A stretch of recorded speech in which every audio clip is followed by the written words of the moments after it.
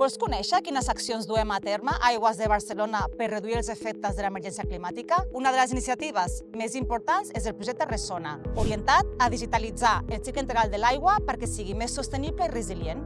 I ho fem de la mà del Ministeri per a la Transició Ecològica i el Repte Demogràfic, de l'Àrea Metropolitana de Barcelona i de l'Agència Catalana de l'Aigua. I què aconseguim? Més aigua per fer front a l'emergència climàtica i els episodis de sequera.